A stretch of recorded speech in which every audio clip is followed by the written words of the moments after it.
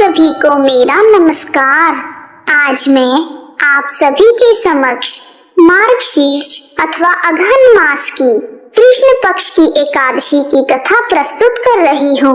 मार्गशीर्ष कृष्ण पक्ष की एकादशी को भगवान विष्णु से एकादशी देवी उत्पन्न हुई थी, इसलिए मार्गशीर्ष की कृष्ण पक्ष की एकादशी का नाम उत्पन्ना एकादशी पड़ा। पद्म पुराण के अनुसार उत्पन्ना एकादशी का व्रत करने से 1000 एकादशियों के व्रत का फल मिल जाता है और मोक्ष की प्राप्ति होती है। आइए शुरू करते हैं मार्गशीर्ष अघन मास की कृष्ण पक्ष की उत्पन्ना एकादशी की कथा। एक बार युधिष्ठिर ने श्री कृष्ण भगवान से पूछा, हे भगवान, पुण्यमयी एकादशी तिथि कैसे उत्पन्न हुई? इस संसार में उन्हें पवित्र क्यों माना गया तथा वह देवताओं को कैसे प्रिय हुई? तब श्री कृष्ण भगवान बोले, कुंती नंदन, सतयुग के समय में मुर नाम का एक दानव रहता था। वह बड़ा ही अद्भुत, रौद्र तथा सभी देवताओं के लिए भयंकर था। उस काल रूपधारी दुरात्मा महाअसुर ने इंद्र को परास्त करके सभी देवताओं को स्वर्ग से निकाल दिया। उसके डर से सभी देवता पृथ्वी पर मनुष्यों के बीच विचरा करते थे। एक दिन सभी देवता महादेव जी के पास गए। वहां इंद्रदेव ने भगवान शिव से कहा, हे महेश्वर, हम सभी देवता स्वर्ग लोक से भ्रष्ट होकर पृथ्वी पर विचर रहे हैं। मनुष्यों में रहकर हमारी शोभा नहीं होती। हे देवाधिदेव, इस समस्या का कोई उपाय बताएं। देवराज इंद्र की व्यथा को सुनकर महादेव जी ने कहा, देवराज, जहाँ सबको शरण देने वाले, सबकी रक्षा में तत्पर रहने वाले जगत के स्वामी भगवान श्री हरि विराजमान हैं, वहां जाइए, वही आपकी रक्षा करेंगे। भगवान श्री कृष्ण कहते हैं, युधिष्ठिर, महादेव जी की बात सुनकर परम बुद्धिमान देवराज इंद्र सभी देवताओं को साथ लेकर विष्णु जी के पास गए।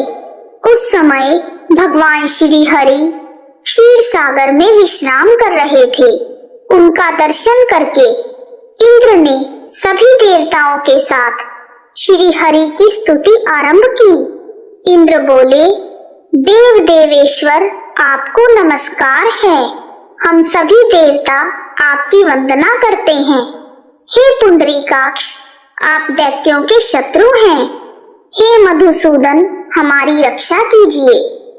जगन्नाथ, हम सभी मुर नामक दानव से भयभीत होकर आपकी शरण में आए हैं। हे भक्त वत्सल भगवान, हमें बचाइए। हे प्रभु, हमारी रक्षा कीजिए।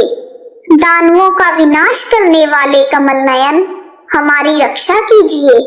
इंद्र की स्तुति को सुनकर भगवान विष्णु बोले, देवराज, वह दानव कैसा है? उसका रूप और बल कैसा है तथा उस दुष्ट के रहने का स्थान कहाँ है? इंद्र बोले, हे देवेश्वर, पूर्व काल में ब्रह्मा जी के वंश में तालजंघ नाम का एक महान असुर हुआ करता था। उसका पुत्र मुर नाम का राक्षस भी महापराक्रमी है और देवताओं के लिए कष्टदायी है। वह चंद्रावती नामक नगरी में निवास करता है। उस दैत्य ने सभी देवताओं को स्वर्ग लोक से बाहर निकाल दिया है। उसने एक दूसरे ही इंद्र को स्वर्ग के सिंहासन पर बैठा दिया है। अग्नि, चंद्रमा, सूर्य, वायु तथा वरुण भी उसने दूसरे ही बनाए हैं। देवताओं को तो उसने प्रत्येक स्थान से वंचित कर दिया है। इंद्र का कथन सुनकर भगवान विष्णु जी को बहुत क्रोध आया। वह देवताओं को साथ लेकर चंद्रावती नगरी में चले गए। देवताओं ने देखा दैत्यराज मुर बारंबार गर्जना कर रहा है। उससे परास्त होकर सभी देवता दसों दिशाओं में भाग गए। अब वह दानव भगवान विष्णु को देखकर बोला, खड़ा रह, खड़ा रह। उसकी ललकार सुनकर भगवान श्री हरि के नेत्र क्रोध से लाल हो गए। वह बोले, अरे दुराचारी दानव, मेरी इन भुजाओं को देख। यह कहकर श्री विष्णु जी ने अपने दिव्य बाणों से सामने आए हुए दुष्ट दानवों को मारना आरंभ कर दिया। दानव भय से बेहाल हो गए। तत्पश्चात भगवान विष्णु ने दैत्य सेना पर चक्र का प्रहार किया। चक्र के प्रहार से छिन्न भिन्न होकर सैकड़ों योद्धा मौत के मुख में चले गए। इसके बाद भगवान मधुसूदन बद्रिकाश्रम में चले गए। वहां पर सिंहावती नाम की गुफा, जो 12 योजन लंबी थी, उस गुफा का एक ही दरवाजा था। भगवान विष्णु उसी में सो गए। दानव मुर भगवान विष्णु को मारने के लिए उनके पीछे लगा रहा। जब उसने भगवान हरि को गुफा में सोते हुए देखा तो वह खुश हो गया।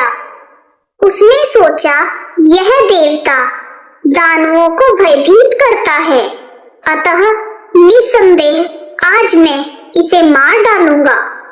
मुर दानव के इस प्रकार सोचते ही भगवान विष्णु के शरीर से एक कन्या प्रकट हुई, जो बड़ी ही रूपवती, सौभाग्यशालिनी तथा दिव्य अस्त्र शस्त्रों से युक्त थी। वह भगवान विष्णु के तेज से उत्पन्न हुई थी। उसका बल और पराक्रम महान था। हे युधिष्ठिर, दानवराज मुर ने उस कन्या को देखा और दोनों में युद्ध छिड़ गया। वह कन्या सब प्रकार की युद्ध कला में निपुण थी।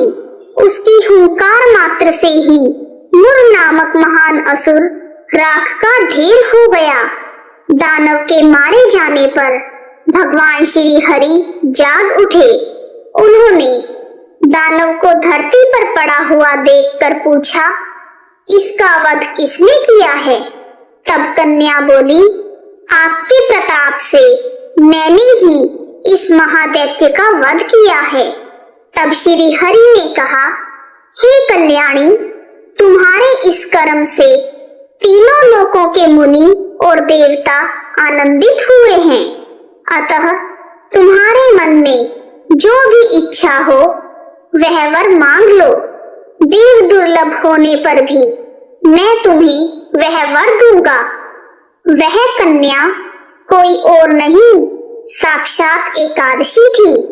उसने कहा, हे प्रभु, यदि आप मुझ पर प्रसन्न हैं तो मैं आपकी कृपा से सब तीर्थों में प्रधान, समस्त विघ्नों का नाश करने वाली तथा सब प्रकार की सिद्धियां देने वाली बनूं। हे जनार्दन, जो मनुष्य आपकी भक्ति में लीन होकर मेरे दिन का उपवास करेंगे, उन्हें सब प्रकार की सिद्धियां प्राप्त हों। उन्हें आप धन, धर्म और मोक्ष प्रदान कीजिए। श्री हरि विष्णु जी बोले, तुमने जो कुछ कहा है वह सब तुम्हें मिलेगा। भगवान श्री कृष्ण ने कहा, युधिष्ठिर, ऐसा वर पाकर वह महाव्रता एकादशी बहुत प्रसन्न हुई। यदि उदय काल में थोड़ी सी एकादशी, मध्य पूरी द्वादशी और अंत में किंचित त्रयोदशी हो तो वह तिथि त्रिसपेशा एकादशी कहलाती है। वह भगवान श्री हरि को बहुत ही प्रिय है। जो मनुष्य एकादशी को उपवास करता है वह वैकुंठ धाम को प्राप्त करता है, और जो भी उत्पन्ना एकादशी की कथा का पाठ करता है उसे सहस्त्र गोदान के पुण्य का फल प्राप्त होता है। जो दिन या रात में भक्ति पूर्वक इस कथा का श्रवण करते हैं वह निसंदेह ब्रह्म हत्या के पाप से मुक्त हो जाते हैं। हे युधिष्ठिर, इस प्रकार मार्गशीर्ष अथवा अगहन मास की कृष्ण पक्ष की उत्पन्ना एकादशी की कथा पूर्ण हुई। बोलो बांके बिहारी लाल की जय। युधिष्ठिर बोले, हे प्रभु, उत्पन्ना एकादशी का व्रत करने की क्या विधि है? तब श्री कृष्ण भगवान ने कहा, कुंती नंदन, एकादशी का व्रत दशमी तिथि की रात से ही प्रारंभ हो जाता है। दशमी की रात को अपने ही घर पर बना हुआ सात्विक भोजन करें। दशमी की रात बीत जाने पर एकादशी को प्रातः काल व्रत करने वाला मनुष्य स्नान आदि से निवृत्त होकर व्रत के नियम को ग्रहण करे। पूरी भक्ति भावना से भगवान के सम्मुख दीपक जलाएं। भगवान केशव की पूजा करके उन्हें नैवेद्य भोग लगाए। व्रतधारी को चाहिए कि वह एक चित्त होकर क्रोध तथा लोभ का परित्याग करे और मिथ्यावादी तथा दुराचारी व्यक्तियों से दूर रहे और एकादशी की रात को पूरी भक्ति भावना से जागरण करे और द्वादशी तिथि में ब्राह्मणों को दक्षिणा देकर और प्रणाम करके उनसे त्रुटियों के लिए क्षमा मांगे। जो मनुष्य पूरे विधि विधान से उत्पन्ना एकादशी का व्रत करता है, उसे अश्वमेध यज्ञ के फल से 100 गुना अधिक फल मिलता है। उत्पन्ना एकादशी का व्रत करने से वह पुण्य मिलता है जो देवताओं के लिए भी दुर्लभ है। हे युधिष्ठिर, यह गोपनीय एवं उत्तम व्रत है जिसका मैंने तुमसे आज वर्णन किया है। हजारों यज्ञों का अनुष्ठान भी एकादशी व्रत की तुलना नहीं कर सकता। आइए अब शुरू करते हैं एकादशी माता की आरती। ओम जय एकादशी माता मैया, जय एकादशी माता। विष्णु पूजा व्रत धारण कर शक्ति मुक्ति पाता। ओम जय एकादशी माता, तेरे नाम गिनाऊं भक्ति प्रदान करनी। गण गौरव की देनी शास्त्रों में वर्णी। मैया जय एकादशी माता। मार्गशीर्ष के कृष्ण पक्ष की उत्पन्ना विश्व तारिणी जननी। शुक्ल पक्ष में मोक्षदा मुक्तिदाता बनी। ओम जय एकादशी माता। पोष कृष्ण पक्ष की सफला नामक है। शुक्ल पक्ष में पुत्रदा आनंद अधिक रहे। ओम जय एकादशी माता। नाम षटतिला माघ मास कृष्ण पक्ष में आवे। शुक्ल पक्ष में जया विजय सदा पावे। ओम जय एकादशी माता। विजया फागुन कृष्ण पक्ष शुक्ल में आमल की। पाप मोचनी कृष्ण पक्ष चैत्र महाबली की। ओम जय एकादशी माता। चैत्र शुक्ल में कामदा धन देने वाली। नाम वरुथनी कृष्ण पक्ष वैशाख माह वाली। मैया जय एकादशी माता।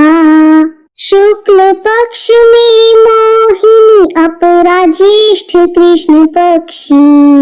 नाम निर्जला सब सुख शुक्ल पक्ष राखी। ओम जय एकादशी माता। योगिनी नाम आषाढ़ में जानो कृष्ण पक्ष करणी। देव शयनी कहायो शुक्ल पक्ष धरणी। ओम जय एकादशी माता। कामिका श्रावण में पक्ष कहिए। श्रावण शुक्ल पवित्रा आनंद से रहिए। ओम जय एकादशी माता। अजा भाद्रपद कृष्ण पक्ष की परिवर्तनी शुक्ला। इंद्र आश्विन कृष्ण पक्ष में व्रत से भव सागर निकला। ओम जय एकादशी माता।